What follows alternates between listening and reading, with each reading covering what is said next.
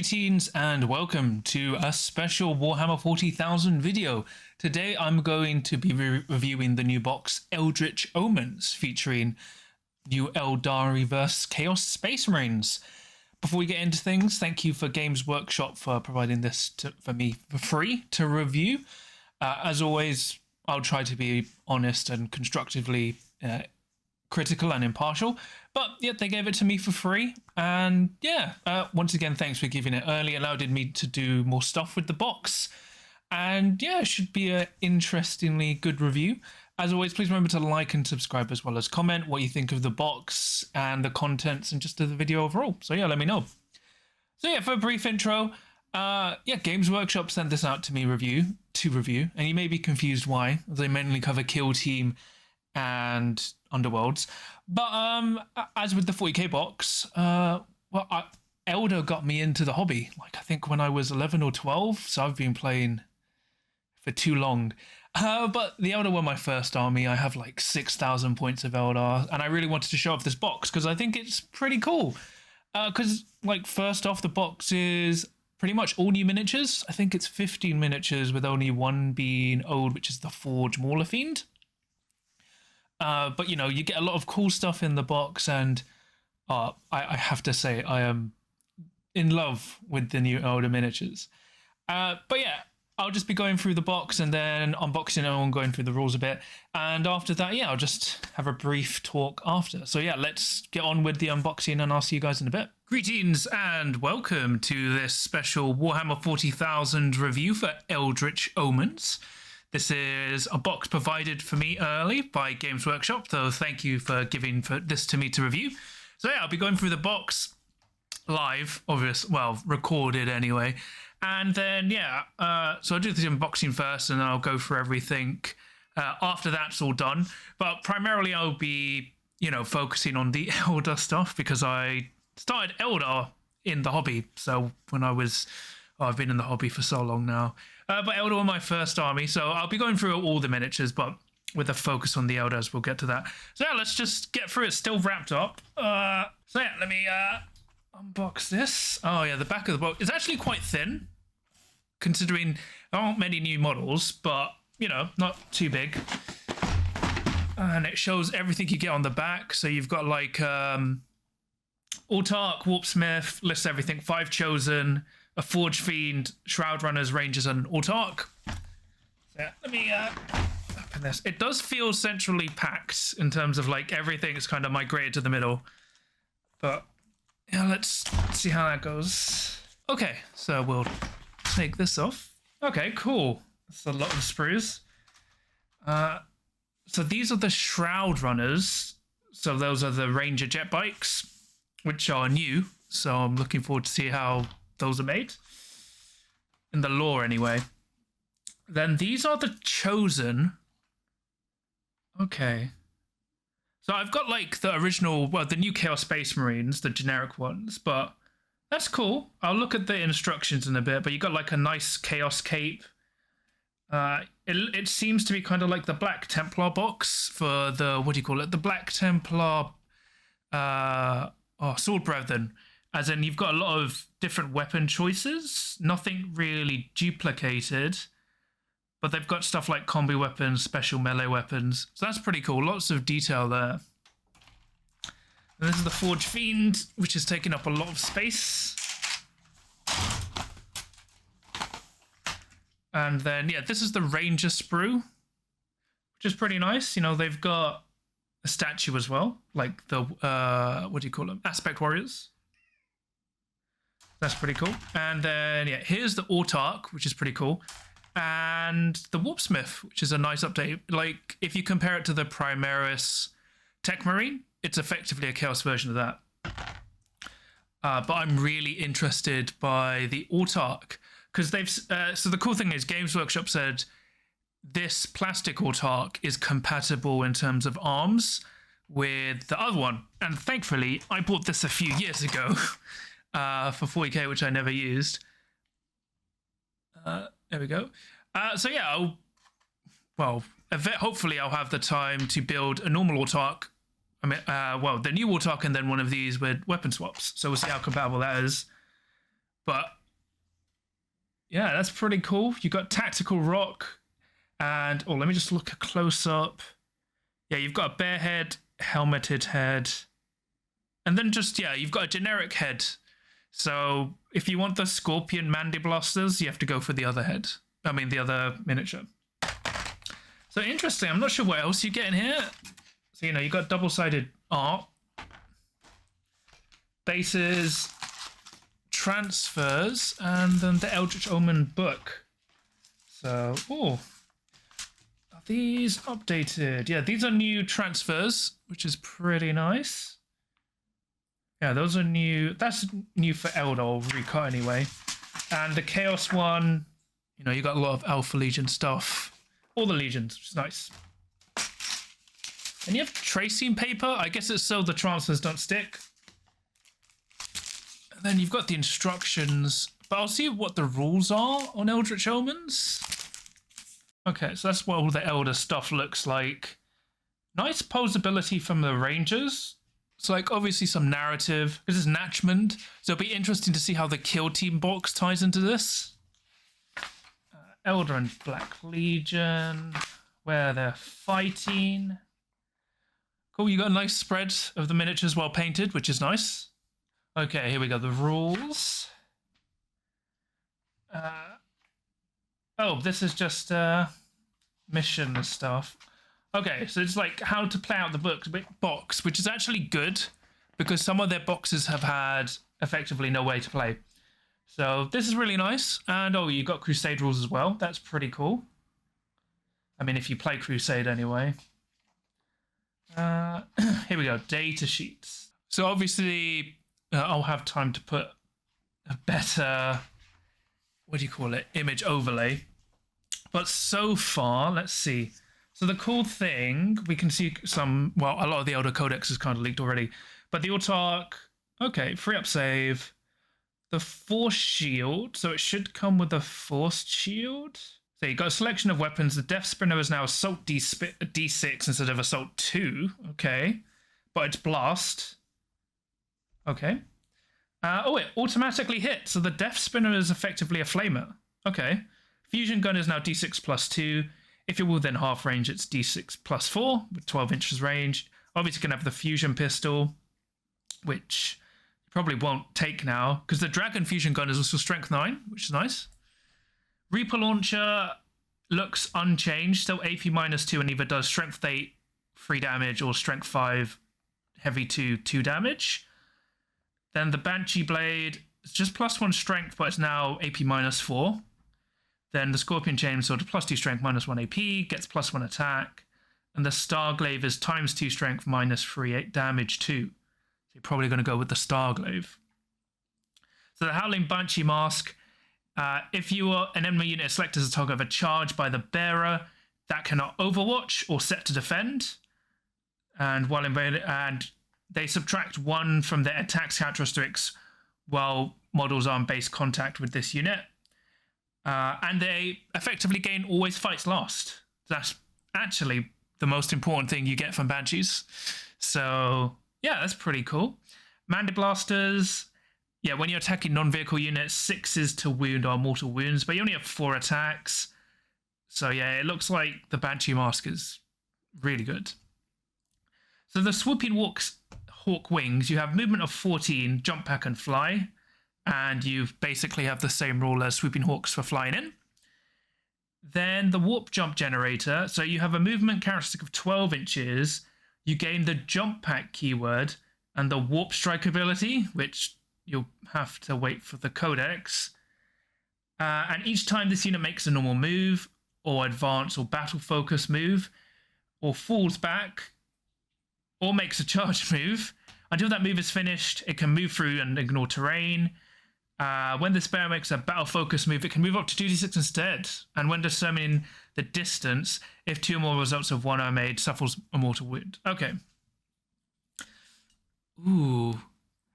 I don't know. It's...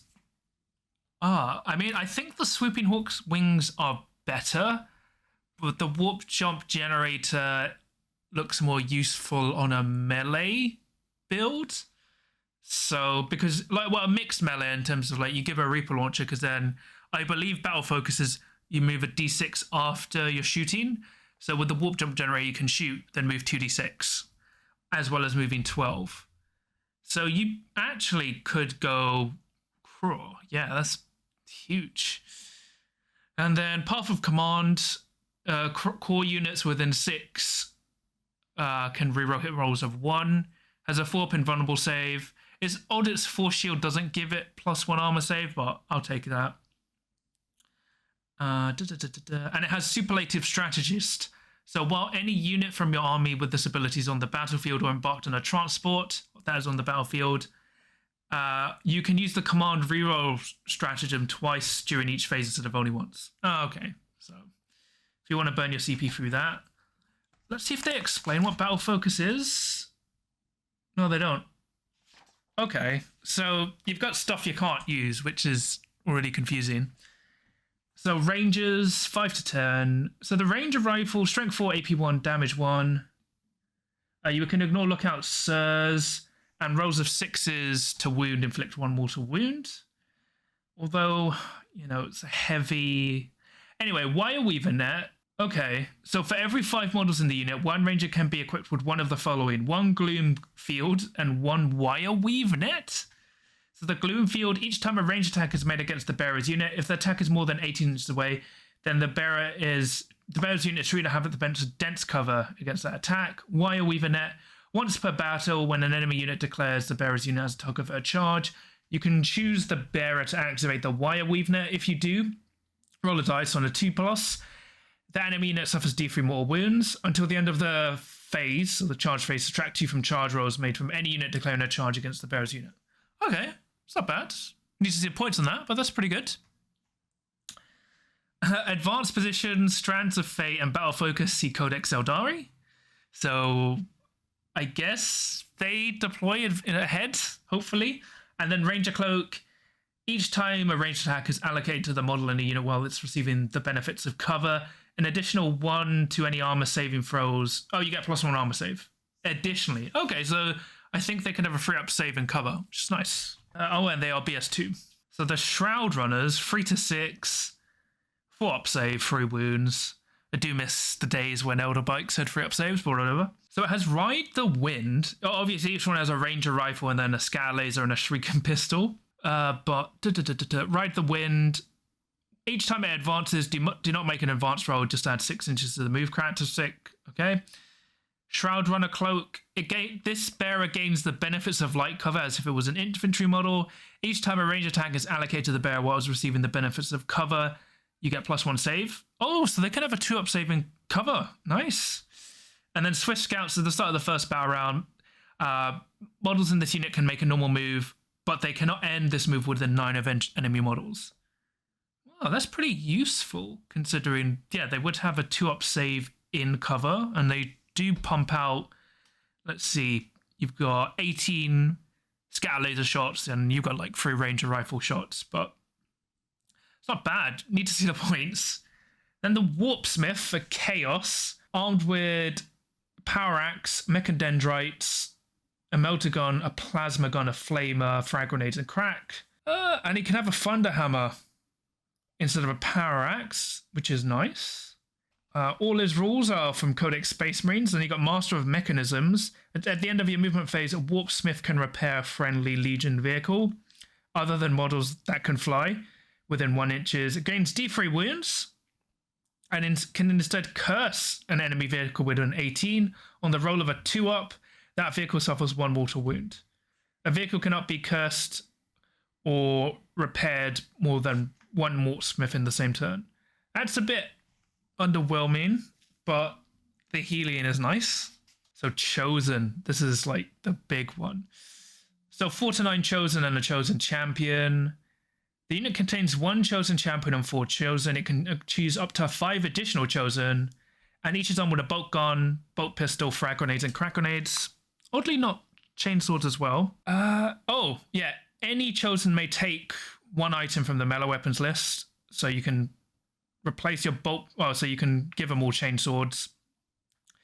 Up to 4 Chosen may replaces bolt pistol with the plasma pistol, replaces bolt gun with one item from the combi weapons or special weapons list, replaces bolt gun and power bolt pistol with the lightning claw. An additional chosen may replace one of their weapons for special weapons or heavy weapons. The chosen champion may either take one item from their melee weapon list or replaces bolt gun and bolt pistol with the items from the chosen equipment list. And they can take a chosen icon. Okay, so they're not limited by what's in the box, but what they can use is limited by what comes in the codex. So win-win there. You know, they're 2 attacks base, 3 for the lead unit champion. So in the sprue, you've got, pair lightning claws, chain axe. You've got lots of chain swords. Oh, you've got a few chain axes. That's pretty nice. Only two chain axes. So if you're Corn player, you'll need more. You've got at least, let's see, 1 power maul, power axe, power sword, power fist, of course, a nice fist, but that's pretty much it. The cool thing about the sprue, there's a lot of stuff like you've got like Nurgle tentacles, you know, so you can kind of reflect what if they're dedicated to a specific legion. Standard chaosy stuff. That's pretty cool. But I don't see why you would take chosen. They don't really add much. They can take like 2 special weapons and you can take 4 chosen with special weapons, so like plasma guns, I guess, and then you can take an additional special weapon or heavy from the heavy list. So you could have 5 plasmas in there, you know, or 5 melters, which is not bad. And then you got the Fortune or Mauler Fiend. I don't think there are any changes there. Unfortunately, they just have BS4 plus. Mauler Fiend is always BS4 up. Okay. Main criticism so far. A lot of the rules you can't actually use. It's just locked away from the codexes and there's no points, so it's all just power level. But I guess it's more narrative focused, which you can't really complain about. And the building guide, pretty clear. I think you can build a Chaos Lord from this because that looks like a Chaos Lord. Because the Black Templar Sword Brethren kit allows you to do the same thing. So if that's a Chaos Lord... No, it's just a Chaos Champion, but I'm sure you could use that as a Chaos Lord. Pretty nice. Oops. Yeah, so you got a lot of selection from there.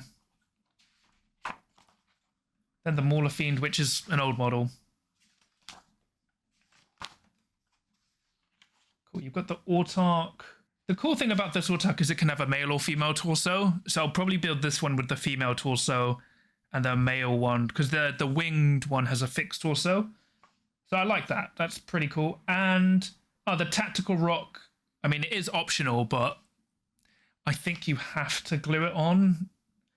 And yeah, you either get you either get a back banner or warp drop generator. So that's pretty cool. The Rangers, they have their Ranger stuff. They can take daggers. I honestly thought the Rangers were going to be for kill team. So maybe they will? Question mark? I doubt it. Yeah, so you got a lot of variations with the Rangers. You got like scopes and stuff. Like, well, their versions of binoculars. So pretty cool. And then the bikes, they do look a pain to paint, but it's just the thing of you do the riders separately and they're fine. Okay, that's pretty cool. Kind of. So yeah, what I'll do from here is I'll build all this stuff and then go for a more in-depth review after that. But yeah, this is the unboxing bit. And hopefully I would have built this Eldar Autarch as well. So I have 2 Autarchs to show off. That's pretty it. So I'll go around and build all this stuff. And hopefully I will have painted some as well. So yeah, I'll catch you guys in a second. All right, so yeah, there's pretty much all the unboxing. I actually have managed to paint up both Autarchs, which I'll show on screen now. So as you can see with the old Autarch, I've replaced their fusion pistol with a Fire Dragon fusion gun. I was tempted to give it the Striking Scorpion chainsword, but the problem is you get 2 arms in the Autarch, the new Autarch kit, but you only get 1 force shield for it, so you can only really use one of the 2 arms. And yeah, I just wanted to show off what you could do with a normal Autarch. So yeah, it's the arms. I tried dry fitting the arms. They actually do work. They just need a little bit of movement. They actually have the same grooves, so they do fit onto the both bodies. But yeah, that's just the current, well, the old Autarch. And here's the new one. All I've given here is it's got the special spear, then a Reaper launcher, and a Warp Spider generator jump pack. Because I think this is what I'm probably going to use in my 40k army, partly because the Reaper launcher is just a really good weapon in general, especially on an Autarch who hits on twos. And then I went with the female option as well, because it's like nice to have a female character, whilst the other one is just male. So, you know, because you get the options to build either a male or female Autarch with the new kit. And yeah, I went with the Banshee mask, because basically for my main 40k army, with the warp jump generator, because the Reaper launcher has so much range, she can just trigger that to jump and then just move around the board. Really good general piece, and if she charges, she makes more anyone always strike last. So really just cool. But I tried to keep them. This is like my new way to play Oathway. So it looks. I've gone for a really cool black. It looks a bit too blue, so I might wash it down with like an overall watered down wash of like known oil or black Templar. But I prefer cool black anyway. And I've tried to do some gems. I didn't have enough time to fully finish them. This is like my tabletop standard. But I've tried to go with like the Oathway Qs. So she's got like a red robe. The inside robe I should have played with Rakar flesh because it looks a bit too bony, even though I tried to differentiate from the Wraithbone helmet. And then for the plumes, I just went with purple because it's a nice off color for Oathway. And yeah, you know, they look pretty cool. They weren't actually too difficult to paint. I will say I painted both in sub-assemblies. So what I did was heads I painted separately. For the old Autarch, just paint the whole body. The new one, the warp jump generator or backpack goes onto the cape, which goes onto the body. So I painted that separately with a different head, and then I just glued it all on. So yeah, they're actually fairly easy to paint, and yeah, they look really good, especially the new Autarch. Really love her. But yeah, those are the miniatures, so I hope they look cool. Yeah, overall, I really like this box. So I will come out. I found out the price. I think it's £125 in the UK, which is a lot. And I was hoping it would be 105. It's an interesting ask. I love it because of the Eldar stuff. I do feel the Chaos Space Marine stuff is a bit wanting. The problem you have with the Chosen is they're using the old data sheets, which I found out in the current Chaos Space Marine Codex. So what you may find is when Chaos Space Marines get a new Codex this year, they may switch to what is in the box, like with the Sword Brethren Black Templars. So we don't know. But the models are nice. As I said, you can build a cool Chaos Lord, in my opinion, from the unit Champion. And then the Warp, what's his name? The Warp Priest. Well, their evil Chaos Space Marine, Tech Marine. Warpsmith. There we go. Yeah, it's a pretty cool model. I don't see why you would give him the Thunderhammer rules-wise, but it's still really nice. Shame it's just a Mauler Fiend. I would have liked, maybe a new model, but I guess they had to put something old in. But yeah, I think it's a good box. I'll go through the pros and cons now. So the pros, it's pretty much all new models, because what you see with like boxes like these is either the only new models or just characters. So it's actually really nice to have just mostly new models. It's actually got a lot of rules for narrative play. So if you want to just play these in the box, there are missions in there to facilitate that, and it's just power level. So if you wanted to buy this with a friend, it's actually really good just to play out in the box and build, and you could, build a narrative army from starting from this. The rules are pretty clear. As I said, which is a double-edged sword, which I'll get to. And yet all the models look amazing. It's like, Chaos isn't really my thing, but even then, the models look great, and I really love the new Eldar models. I'll show a size comparison of the Rangers. Obviously, there's a different size, but I've got like all the Rangers, and these new Rangers are really cool. What Games Workshop has done with their newer kits is even though they're mono pose in terms they can only build a certain way, they've now allowed you to build the models with different options for the same body. Like I'll try and show it through the instructions. Like you can either have like aiming the sniper rifle or the sniper rifle at rest with the scope, stuff like that. So you actually get a lot of customizability with these kits, which is really cool, even though they're very monopose, but they're not anymore.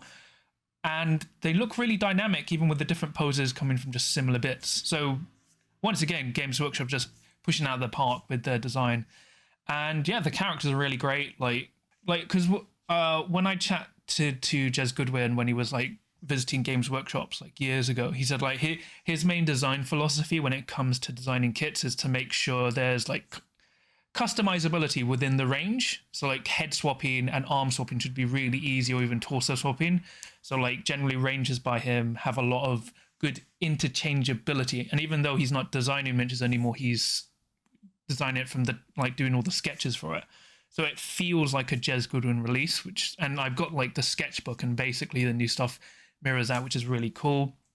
And yeah, as for the Chaos Space Marine side, said it's really nice, more chaotic but not overly just demons. I think my favorite model is the Power Fist with the demonic maw in its palm. Really cool.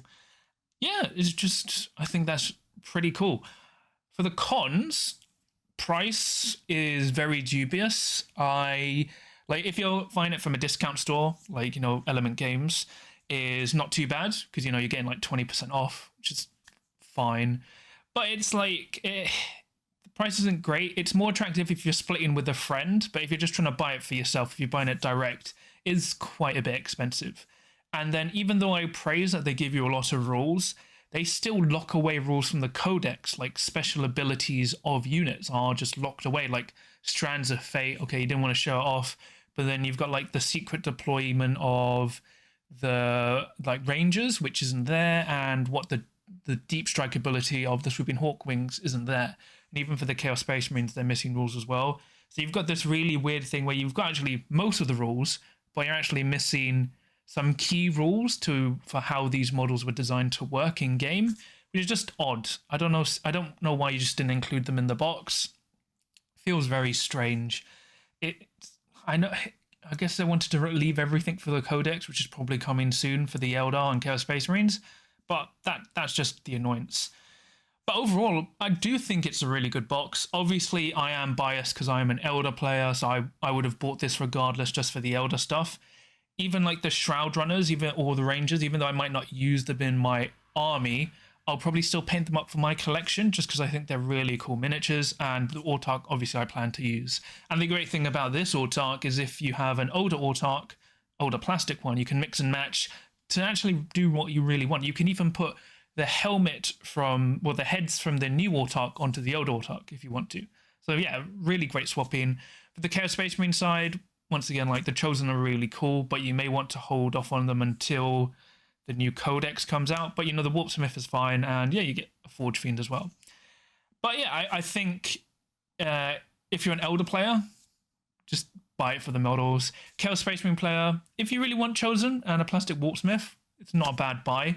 It's actually really good box if you're splitting with a friend, because as I said, you get missions in the box to play, which is really cool because a lot of their previous boxes didn't have any rules to play out. Like the biggest one I think is the Dominion box for Age of Sigmar, had no real scenarios to actually play. Yeah, so it's actually a really good box to split with a friend. But that's just my opinion. Once again, I would love to hear what you think. If you're interested in buying this, there will be an affiliate link to Element Games down in the episode description below, which will net you about a 20% discount at no additional cost to yourself while helping to support me on the channel. So feel free to check out if you want. And always, please remember to like and subscribe as comment. What do you think of the video, the box, Eldritch Omens? Would you like to see more? What do you feel of it? And yeah, just what you think of the video. So yeah, that's pretty much it. I hope you enjoyed this video. As I said, I actually really enjoyed painting these two Autarchs. I spent a lot of time painting them, which is why I'm kind of editing this video last minute. But that's why I'm really happy I got in advance. I managed to paint some cool stuff off. So yeah, just a really cool box. I'll try and figure out if I can use any of these for Kill Team outside of just the Rangers. But I'll see what I can work out. But yeah, I might do some 40k content. I'm working on a portable recording setup, so I might record some 40k games with a friend. But that's like a pipe. That's just a questionable thing because if I can get it working, it's more for Kill Team. But yeah, there'll be more Kill Team content soon. And yeah, I hope you enjoyed this video. I will see you guys soon. And remember, even in the grim darkness of the far future, if you can manipulate the strands of fate, you can also manipulate your ability to roll crits.